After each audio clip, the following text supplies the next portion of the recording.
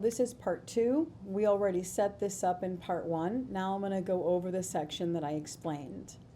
So this, after covering all of this section up here, so from the sun all the way down to Pluto, and then also the Ascendant, now we're doing this section. So we're going to start out with the North Node, work our way down this column, and the True Node.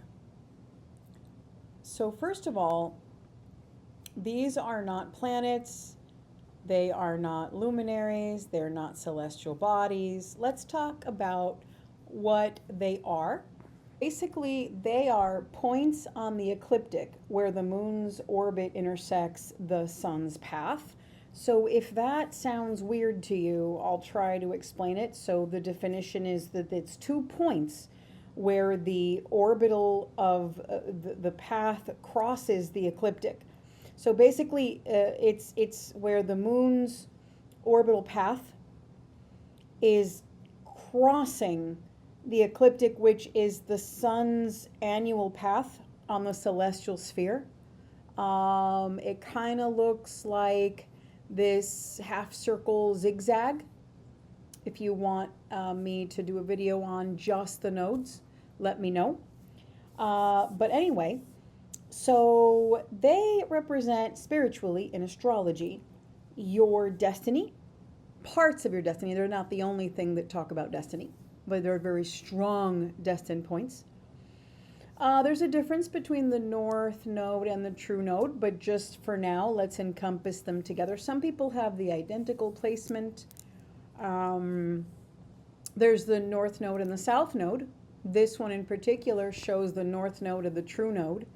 It doesn't show the South Node, but I'll teach you that in another video. Okay, so let's just call it the nodes. And you know, it, like I said, it represents destiny, your life path, also maybe like past life patterns as well. It's not that it's maybe, it's just that it's not the only thing that represents destiny, and it's not the only thing that represents past life. But they are some of the strongest points in a chart where you want to, if you read on that, you know, you can derive lots of information from it at length, okay? But it represents a lot more than that as well. They're always you'll always see the little R, like I said before, that they're always in retrograde, and they're supposed to be like that. Everything else that has an R, that's not the standard, but the nodes will always have the R. Now, let's go on to the next one. So there's Chiron, the Ascendant. So the Ascendant is going to be a important point on the chart. So I guess it's an abstract point. Not really, because, you know, it's actually the horizon point, which, you know, when the sun is before it rises, so the horizon, you know, moment, but I spoke about that already. But the Ascendant, the MC, the DSC, which is the Descendant, the IC, these are not planets or celestial bodies or actual objects in the sky. They are points, okay? Points of reference that are very important. Tarot, don't do that. She's trying to put her claws in a cushion. All right. Now, let's go to, now we're going to focus on Chiron. Now, Chiron is not a planet. It's also not an asteroid.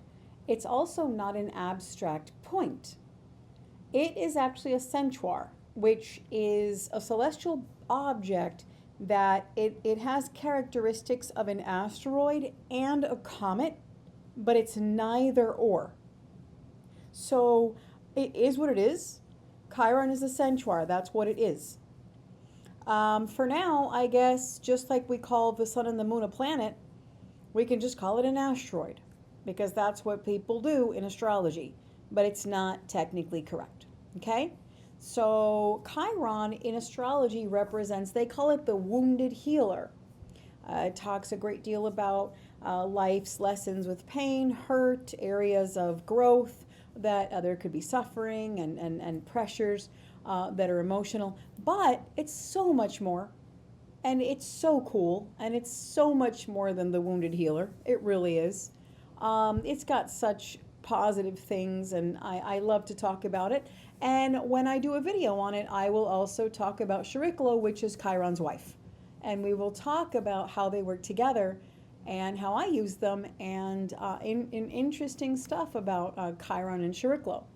Okay, so let's go on to the next section we'll talk about is the MC. The MC is, it stands for medium Coeli, which is basically also your midhaven, what they call. Some people say midheaven, some people say midhaven. All right, medium Coeli, it's fine, just MC. And it's the highest point in the chart. So a lot of people feel that the ascendant, they say, is the highest point. Technically, no, the ascendant is, which is what they call the rising sign, is where the horizon of the sun was when you were born. So the horizon point. So I guess that would be a very high point, but obviously the sun arose higher into the sign it shined on when you were born, marking your sun sign. So it's technically still not the highest, but they say ascendant because it's high, right? So that's actually a little mishap. A lot of people repeat it that way. Oh, it's your highest point. Okay, maybe they nicknamed it that because maybe it's one of the highest points you reach with the destiny of your life. And that part is true. So let's go back to the MC. It technically is the highest point in your chart.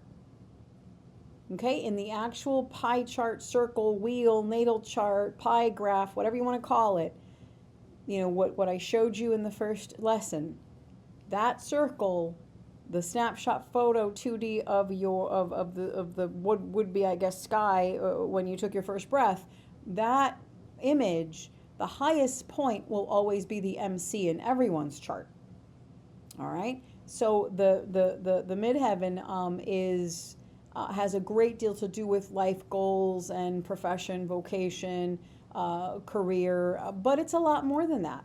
A lot more. It deserves its own lesson, its own video, its own light to be shined on it. Okay.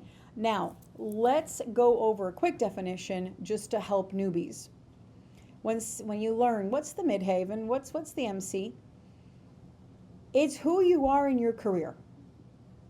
Understand that.